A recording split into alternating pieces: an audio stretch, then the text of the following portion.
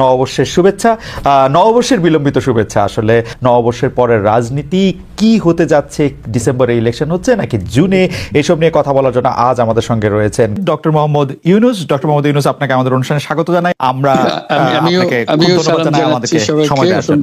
আমাদের সাথে আরো রয়েছেন জনাব মাসুদ কামাল। জনাব মাসুদ কামাল, আপনাকেও আমাদের শুভেচ্ছা জানাই। আপনি আমাদের সময় দিয়েছেন, সেজন্য শুভেচ্ছা ও কৃতজ্ঞতা জানবেন। আমি আমি আমি একটি প্রশ্ন দিয়ে আসলে প্রথমে আপনাদের দুজনের কাছ থেকে জানতে চাই, ইলেকশন কবে হবে বলে আপনি মনে করেন? ডিসেম্বরে, ফেব্রুয়ারিতে? তো আগামী সপ্তাহে যদি তারেক রহমান এসে বলে যে আমি ইলেকশন চাই এবং ডিসেম্বরের মধ্যে চাই, যদি বলে, আপনি নিশ্চিত থাকেন ইলেকশন ডিসেম্বরে হবে। কারণ ডক্টর ইউনূস ওই রিস্কে যাবে না, তার পক্ষে এই চাপ সামাল দেওয়া সম্ভব না। ডক্টর ইউনূস সরকারের প্রতি আস্থা ফিরে পেয়েছে বলে নানাভাবে মনে হচ্ছে। সেই ক্ষেত্রে ইলেকশন যদি পরে হয়, ডক্টর ইউনূস সরকার যদি আরেকটু বেশি সময় থাকে, তাহলে কি অসুবিধা? আমরা কেন বিএনপিকে নিয়ে আসার জন্য এত অস্থির হয়ে উঠেছি? ডক্টর ইউনূস ভালো করছেন কি মন্দ করছেন এটা তো আমার দেখার বিষয় না রে ভাই। না কেন আমি বলি, ডক্টর ইউনূস কোন সরকারের প্রধান? উনি একটা অন্তর্বর্তী সরকারের প্রধান। অন্তর্বর্তীকালীন সরকার মানেটা কি? মানেটা হলো একটা রেগুলার গভর্নমেন্ট আসবে, যতদিন সেই রেগুলার গভর্নমেন্টটা না আসে ততদিন সরকারটাকে পরিচালনার জন্য এবং ওই রেগুলার গভর্নমেন্ট আনার জন্য যে নির্বাচনটা হবে, সেই নির্বাচনটা অবাধ এবং নিরপেক্ষ করার জন্য একটা সরকার দরকার। সেটাই হলো ডক্টর ইউনূসের সরকার। এই কথাটা কিন্তু মাথায় রাখতে হবে। কাজেই এই সরকার তো রেগুলার গভর্নমেন্টের মতো কাজ করবে না। এবং অন্তর্বর্তী সরকার, আপনি যেগুলো আমরা সাফল্য বললাম, আমরা কিন্তু এগুলি একটাও অস্বীকার করছি না। রমজানের শাকসবজির দাম কম ছিল, কোনো সন্দেহ নাই। চালের দাম কি কম ছিল? তেলের দাম কি কম ছিল? ছিল না। এখন আপনি বলবেন যে চাল তেল নিয়ে গত রমজানে সবকিছুর দামই বেশি ছিল, চালের দামও বেশি ছিল, শাকসবজির দামও বেশি ছিল। এবার শাকসবজির দাম কম, এটা আমাদের জন্য একটা রিলিফ না? রিলিফ, অবশ্যই রিলিফ, আমি অস্বীকার করছি না। রমজান তো শেষ, এখন কি হচ্ছে শুনেন। আমার কাছে ওই দিন এক ভদ্রলোক 3টা রিসিপ্ট পাঠাইছে, 3টা রিসিপ্ট। একটা রিসিপ্ট সে মোহাম্মদপুরের একটা দোকান থেকে, মায়ের দোয়া নামে একটা চাউলের দোকান, সেই দোকান থেকে সে জানুয়ারি মাসের 3 তারিখে 25 কেজি চাউলের এক বস্তা চাউল কিনছে 1740 টাকা দিয়ে। সেই একই দোকান থেকে সেই একই চাল, একই পরিমাণ চাল উনি ফেব্রুয়ারি মাসের 1 তারিখে কিনছেন 1950 টাকা দিয়ে। সেই একই দোকান থেকে একই পরিমাণ চাল, 25 কেজি চাল, উনি এপ্রিল মাসের 7 তারিখে কিনেছেন 2155 টাকা দিয়ে। কথাটা খেয়াল করেন, 4 মাসের ব্যবধানে চাউলের দাম 1700 থেকে 2100 টাকা হয়ে গেছে, কিন্তু একই দোকানে একই জায়গায়। কাজেই এটা হলো রিয়েলিটি। আর গতকালকে তো আপনার তেলের দাম বাইরে গেল 1,14 টাকা। তো এখন আপনি যদি বলেন না তেলের দাম কম আছে, চাউলের দাম কম আছে, দাম বেড়েছে কিন্তু আমাদের ক্রয় ক্ষমতা বেড়েছে, বলতে পারেন ভাই। অনেক কথাই আগেও শুনেছি, এখনো শুনতে পারি। সেগুলি এক জিনিস। বিষয়টাই কি হয়েছে আমি বলি, ডক্টর ইউনূস হলো একটা অসাধারণ পিআর পার্সন। উনি জানেন যে কিভাবে পিআরের কাজগুলি করতে হয়। সোশ্যাল মিডিয়ায় এক ধরনের হুজুগ উনি চালাচ্ছেন খুবই প্ল্যান্ড ওয়েতে, খুবই। কিন্তু একটা কথা মাথায় রাখতে হবে ভাই, মাথায় রাখেন, যারা সোশ্যাল মিডিয়ায় এগুলি করে তারা কিন্তু বাজার করে না। বাজার করে বাবা, রান্না করে মা, ছেলে খায় আর খেতে খেতে স্ট্যাটাস দেয়। এটা মাথায় রাখতে হবে ভাই।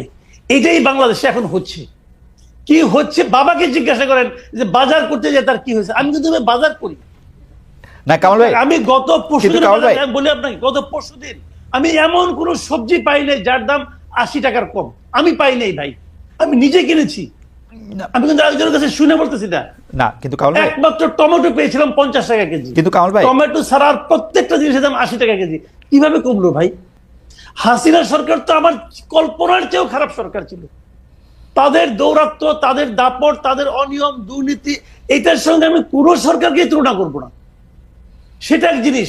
ওইখান থেকে আমরা মুক্তি পেয়েছি। মুক্তি পাওয়া মানে এইটা এখন যে পেয়েছি এটাই যে আমাদের প্রাপ্তি, এটাই যে আমাদের প্রত্যাশা, তা কিন্তু নয়। আমরা কিন্তু নিয়মতান্ত্রিক সরকার চাই। কেন চাই সেটা আমি বলি। আপনি যতক্ষণ পর্যন্ত আপনাকে রেগুলার পলিটিক্যাল গভর্নমেন্ট না আসবে, ততক্ষণ পর্যন্ত এই দেশে কোনো বিনিয়োগ আসবে না। আপনি সিঙ্গাপুর থেকে স্মার্ট লোক নিয়ে আসেন আর 41,000 উপরে থেকে ঝাঁপ দেওয়া লোককে নিয়ে আসেন, ভাই কোনো লাভ হবে না। উনি ওই মানে একটা অনুষ্ঠানে পরিচালনা করবেন, টুকটাক ইংরেজি বলবেন, হয়ে গেল। স্মার্টলি হাঁটবেন, হয়ে গেল। বিনিয়োগ আসবে না ভাই। পলিটিক্যাল গভর্নমেন্ট ছাড়া রেগুলার গভর্নমেন্ট যারা বিনিয়োগ করবে তারা কিসের উপর ভরসা করে করবে না। কাজে আপনি সেই জন্য আপনার এখানে একটা রেগুলার পলিটিক্যাল গভর্নমেন্ট আসতে হবে। কথা বলছি, ডক্টর ইউনূস যদি ভালো হয় উনি এই ক্যাবিনেট নিয়ে ইলেকশন করুক না, অসুবিধাটা কি আছে? আচ্ছা, আরেকটা কথা, সেটা হলো কি এই ইলেকশন এদের প্রতি সাধারণ মানুষের ম্যান্ডেট আছে কিনা তারও তো একটা প্রমাণ হওয়া দরকার আছে। আপনি তো গাইড জোরে বলতেছেন জুলাই অভ্যুত্থান, আপনি গাইড জোরে বলতেছেন। কে নিয়োগ করছে? ডক্টর ইউনূস তো নিজেই বলছে তাকে নিয়োগ করছে ছাত্ররা। ছাত্ররা এখন কই? ছাত্ররা মিটিং রাখলে তো 100 লোক হয় না। তাহলে ওরা নিয়োগ করতে হয় তো শুয়ে পড়ছে, এটা কুয়ে তো লাভ নেই ভাই। আজকে আপনি ইউনূসকে ভালো বলতেছেন, আচ্ছা কালকে যদি ইউনূস মারা যায় তখন আপনি কি করবেন? তখন আপনি আরেকজন ইউনূসকে কোথায় পাবেন? পাবেন তো না। সেক্ষেত্রে আপনাকে কি করতে হবে? আপনাকে একটা সিস্টেম ক্রিয়েট করতে হবে। আপনার সংস্কারের কথা বলেন যে সিস্টেম ক্রিয়েট করবেন, আপনারা নিজেরাই তো সিস্টেম ভাঙার চেষ্টা করতেছেন যে উনাকে রাখতে হবে। কেন? উনার যদি জনগণের সমর্থন থাকে তাহলে উনি তো একটা পার্টির সঙ্গে আছেন অথবা পরোক্ষভাবে আছেন, উনি প্রকাশ্যে চলে আসেন, ওই পার্টির নেতৃত্ব দেন, ইলেকশন করেন। যদি জনগণ আপনাকে চায় আপনি নির্বাচিত হবেন। ওনার তো টাকার অভাব নাই। 666 কোটি টাকা তো কয়েকদিন আগে মাফ করে নিচ্ছেন, টাকার তো অভাব নাই রে ভাই। ওই টাকা দিয়ে ইলেকশন করেন না, অসুবিধাটা কি?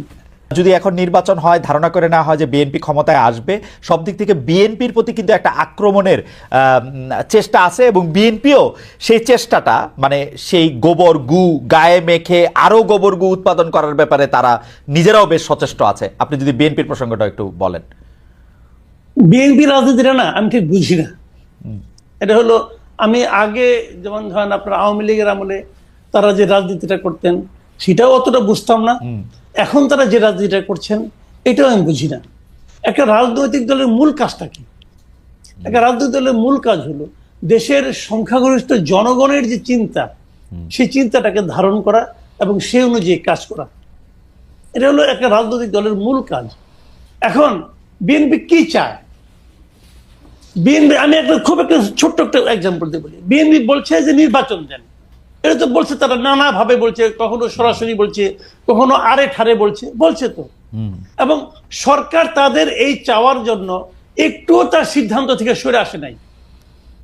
সিদ্ধান্তটা কি সরকার নেবে যে কবে নির্বাচন হবে কি না হবে? না, সরকারকে সেই ম্যান্ডেট দেওয়া হয় নাই। সিদ্ধান্ত নেওয়ার দরকার দায়িত্ব সরকারের না, একক দায়িত্ব সরকারের না, সিদ্ধান্ত নেবে জনগণ। এখন জনগণ কি চায়, বিএনপি কি সেই চাওয়াটাকে ধারণ করতে পারে? আমার কাছে মনে হয় না। বিএনপির এক এক নেতা এক এক সময় এক এক কথা বলে। কখনো বলে এই সরকারকে আমরা শেষ পর্যন্ত সমর্থন দিব, আবার সরকারের সঙ্গে তার নির্বাচনে বলে যে না, নির্বাচনের ব্যাপারে আমি একমত না। আবার আরেক নেতা দেখলাম বলে যে আমরা প্রতিদিন বলবো আপনারা অনির্বাচিত ম্যান্ডেট প্রাপ্ত না, এগুলি বলে। মানে এই সমস্ত কথার মানে না রকম কথামালা দেখি আমরা। বাট আমি আপনাকে সিম্পল বলি, এই দেশের মানুষ বিএনপি কি না চায় আমি জানি না, আমার জানার দরকার নাই। কে নির্বাচন হলে বিএনপি আসবে না, আওয়ামী লীগ আসবে না, জামাত আসবে না, ছাত্ররা আসবে না, ডক্টর ইউনূস আসবে, এটা নিয়ে আমার কোনো মাথা ব্যথা নাই। আমার কথাটা হলো আমি আমার ভোটটা দিতে চাই। 30 বছর হয়ে গেছে ভাই, 35 বছর হয়ে গেছে একটা মানুষের, সে জানে না ভোট কিভাবে দিতে হয়, জাতীয় নির্বাচনে কিভাবে ভোটটা দিতে হয় সে এইটা জানে না। সেই লোকের কাছে কিন্তু তারেক রহমানের কোনো ফ্যাক্টর না, তার কাছে ইউনূসের কোনো ফ্যাক্টর না, তার কাছে ওই ডাক্তার শফিকুল ইসলামের কোনো ফ্যাক্টর না। তার কাছে ফ্যাক্টর হলো যে আমি আমার ভোটটা দেব, তারপর সম্মিলিত জনগণ যেটা চাইবে সেটাই হবে, ম্যাক্সিমাম মানুষ যেটা চাইবে সেটাই হবে। কামাল ভাই, আমি যদি একটু তর্কের জন্য একটু বলি, এই জনগণ যেটা চায় এটা আপনি কেমনে জানেন? আমি তো জনগণ, আমি যেটা চাই। কিন্তু এরকম জনগণ তো অনেকে আছে যারা যারা যারা যারা না, এরকম জনগণ তো নিশ্চয়ই আপনি দেখছেন যারা চায় যে ডক্টর ইউনূস থাকুক। এরকম জনগণ তো আপনি দেখছেন খালি ডক্টর তারেক মানে জনাব তারেক রহমান আইসা পয়সা পড়ুক এটা চায়, কোন ধরনের পরীক্ষার মধ্যে দিয়ে চায়। নাম বলি, তারেক রহমান কি ভোট ছাড়া এসে বসে পড়তে চায়? না, তারেক রহমান চায় না, কিন্তু জনগণ তারেক রহমানরে চায়। চাইতে পারে, এটা তার ব্যাপার। এবং জনগণ শেখ হাসিনারও, অনেক জনগণ শেখ হাসিনারও চাইতো। আমি বলি চাইতো। জনগণ কি ভোট চাই কিনা সেটা বলেন। আপনি দেশের একজন লোককে নিয়ে আসেন না যে বলে আমি ভোট চাই না, আনেন না আপনার ভাই। এত সহজ, মানুষ ভোটটা চায় যে আমি ভোট দিব। ভাই আমি তো টেলিভিশনে দেখলাম অনেক লোক কইতেছে যে ইউনূস চাই, ইউনূস চাই, ইউনূস চাই। আমি তো ইউনূস টেলিভিশনে সাহেব, দেখলাম ইউনূস একজন ভোটের ক্লেরিক মাধ্যমে চূড়ান্ত না। মানে উত্তেজনার মধ্যে এখন বলতেছে যে ইউনূস সাহেব ভোটের মাধ্যমে আসুক না, আমার তো কোনো না নাই। না, ভোটের মাধ্যমে আসতে পারবে না আপনি তো। আমাকে বলেন, ভোট ছাড়া গণতন্ত্র হয় এটা পৃথিবীর কোথায় আছে রে ভাই? আমার স্যার তো বললেন যে এটা আপনার ভোট প্রধান গণতন্ত্র, কথা। আমার স্যার তো বলছেন যে ভোটই গণতন্ত্রের একমাত্র উপায়, এটা ভাবলে তুমি ভুল করবা খালেদ। আচ্ছা, এটা একমাত্র উপায় না, দুই মাত্র উপায়টা কি আছে বলুক না আমাকে। দুই মাত্র উপায়, গণ অভ্যুত্থান একটা, ভোটই গণ অভ্যুত্থান একটা গণতন্ত্রের ম্যান্ডেট, একমাত্র উপায় না, আমি গণ মানলাম অভ্যুত্থান না। একটা ম্যান্ডেট, গণ অভ্যুত্থান একটা ম্যান্ডেট, দ্বিতীয় উপায়টা কি? গণ অভ্যুত্থান। ভোট ছাড়া গণতন্ত্রের দ্বিতীয় উপায়টা কি? কারণ ভাই গণ বলেন না। অভ্যুত্থান, গণ অভ্যুত্থান আরেকটা ম্যান্ডেট, আরেকটা তো উপায়। গণঅভ্যুত্থান তো গণতন্ত্র না। গণ অভ্যুত্থান দিয়ে আমরা, গণঅভ্যুত্থান তো গণতন্ত্র না। গণ অভ্যুত্থান দিয়ে আমরা ওটা তো যাদেরকে বিপ্লব করতে পারে না। বসাইছি তারা ক্ষমতায় থাকুক, এটা আমাদের চাওয়া, এটাই গণতন্ত্র। শুনেন, গণঅভ্যুত্থানটা হলো একটা শক্তি প্রদর্শনের খেলা। জি, আমি শক্তি দিয়ে, আমার সঙ্গে অনেক লোক আছে, অনেক লোকের শক্তি একত্রিত হয়ে তোমাকে প্রেসার দিয়ে তোমাকে আমি নামাই দিছি, এটা হলো গণঅভ্যুত্থান। আর গণতন্ত্র হলো সবচেয়ে যার শক্তি কম, যে নিরীহ মানুষটা, সেও সংগোপনে যে নিজের মতটা প্রকাশ করতে চায়,